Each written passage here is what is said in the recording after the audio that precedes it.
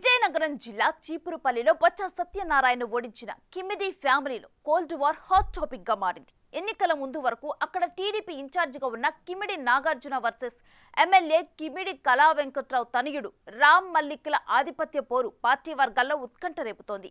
మాజీ మంత్రి కళా వెంకట్రావు తన కోసం సీటు త్యాగం చేసిన సోదరుడి కొడుకు నాగార్జునను కాదని సొంత వారసుని ప్రమోట్ చేసుకుంటూ ఉండటం వివాదాస్పదంగా తయారైంది.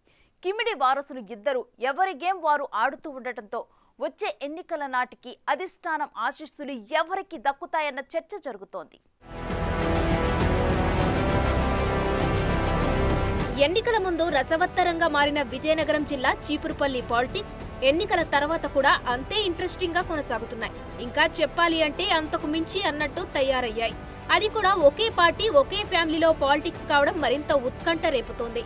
40 ఇయర్స్ ఇండస్ట్రీ అయిన మాజీ మంత్రి కిమిడి కళా వెంకటరావు అనుభవం సాక్షిగా ఆయన హయాంలో జరుగుతున్న రాజకీయం చీపురుపల్లిని హాట్ గా మారుస్తున్నాయి.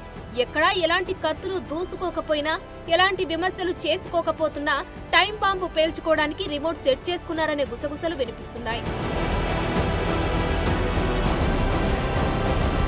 కిమిడి కళా వెంకటరావు శ్రీకాకుళం జిల్లాలోని ఎచ్చెర్లని వదిలి చీపురుపల్లిలో అడుగుపెట్టిన నాటి నుండి ఈ కోల్డ్ వార్ నడుస్తూనే ఉంది. ఎన్నికల సమయంలో కళా వెంకటరావుకి చీపురుపల్లి టికెట్ అనౌన్స్ చేయగానే అప్పటి వరకు ఇన్ఛార్జిగా ఉన్న కిమిడి నాగార్జున తన అసంతృప్తిని బహిరంగంగానే వెళ్లగక్కారు. అటు అధిష్టానంపై ఇటు కళా వెంకటరావుపై పదునైన విమర్శలు చేశారు. ఇక రాజకీయ సన్యాసం బెటర్ అని నిర్వేదం ప్రకటించారు. యువత రాజకీయాల్లోకి రావద్దు, మోసపోవద్దని హితబోధ కూడా చేశారు. కొన్నాళ్లు అజ్ఞాతంలోకి కూడా వెళ్లారు. తర్వాత నారా లోకేష్ చొరవతో బయటకు వచ్చి పార్టీ కోసం పనిచేశారు. ఇక చీపురుపల్లిలో పెదనాన్న కళా వెంకటరావు గెలుపు కోసం కష్టించి పనిచేశారు. స్టార్ క్యాంపెయినర్ గా శ్రీకాకుళం, ఉమ్మడి విజయనగరం జిల్లాలో ప్రచారము నిర్వహించారు. సీన్ కట్ చేస్తే కూటమి ప్రభుత్వం అధికారంలోకి వచ్చింది. చీపురుపల్లిలో బొత్స సత్యనారాయణను ఓడించి కళా వెంకటరావు జయకేతనం ఎగురవేశారు. కళా గెలిచిన నియోజకవర్గంలో మంచి పట్టున్న నాగార్జున ఆధిపత్యం కొనసాగుతుందని అందరూ భావించారు. కానీ ఇక్కడే జాగ్రత్త పడ్డారు కళా వెంకటరావు.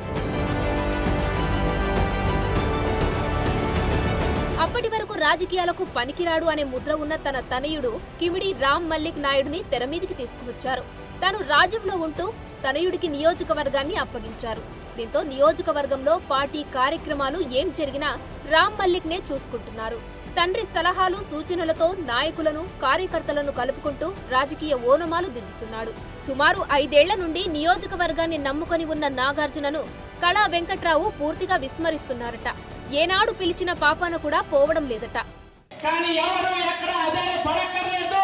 42 సంవత్సరాల నుంచి మా కుటుంబంలో ఇప్పుడు ఎలాగైతే మీరు మాట్లాడుతున్నారు, ఇక్కడ 3 నాయకులు ఉన్నారని మా దగ్గర మేము 3 ఉన్నాం, తేల్చుకుంటాం, ఎవరొచ్చినా మాకేమీ భయం లేదని చెప్పి నేను తెలియజేసుకుంటున్నాను.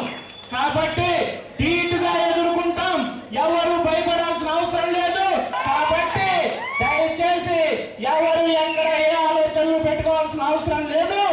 దీంతో నాగార్జున సీన్ రివర్స్ అయింది. 2019 ఎన్నికల్లో అదే చీపురుపల్లి నుంచి పోటీ చేసి ఓడిపోయిన నాగార్జున ఈ పరిస్థితి అసలు ఊహించలేదట. పార్టీ అధికారంలోకి వచ్చాక తనకు అవమానాలు జరుగుతున్నాయని ఫీల్ అవుతున్నారట. అందుకే ఆయన పెదనాన్న కుటుంబంతో అంటిముట్టనట్లుగా ఉంటున్నారట. తనకున్న క్యాడర్ను కలుసుకుంటూ వారితోనే చర్చిస్తూ అక్కడికే పరిమితమవుతున్నారు. అప్పుడప్పుడు జిల్లా పార్టీ అధ్యక్షుడి హోదాలో విజయనగరంలో ఉన్న అశోక్ బంగ్లాకి వచ్చి కార్యకర్తలకు అందుబాటులో ఉంటున్నారు. కానీ ప్రభుత్వ కార్యక్రమాల్లో ఎక్కడా ఆయన కనిపించడం లేదు. విజయనగరంలో సైతం ఎమ్మెల్యే అదితి గజపతిరాజు, మంత్రి కొండపల్లి మాత్రమే కనిపిస్తున్నారు.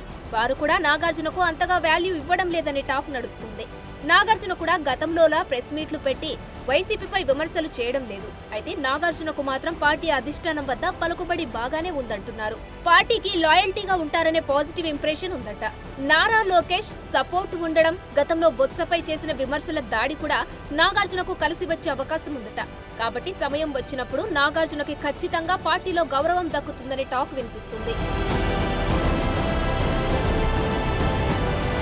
మరి రానున్న రోజుల్లో నాగార్జునకు ఎలాంటి గౌరవం దక్కుతుందో కానీ కళా వెంకటరావు నాగార్జునకు పదవి ఇవ్వనిస్తారా అనే సందేహం కూడా చీపురుపల్లి తెలుగు తమ్ముళ్లలో వ్యక్తమవుతుంది.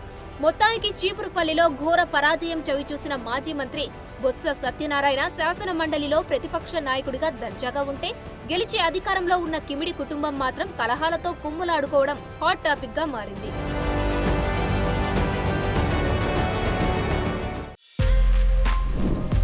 For more videos like this, subscribe Big TV channel.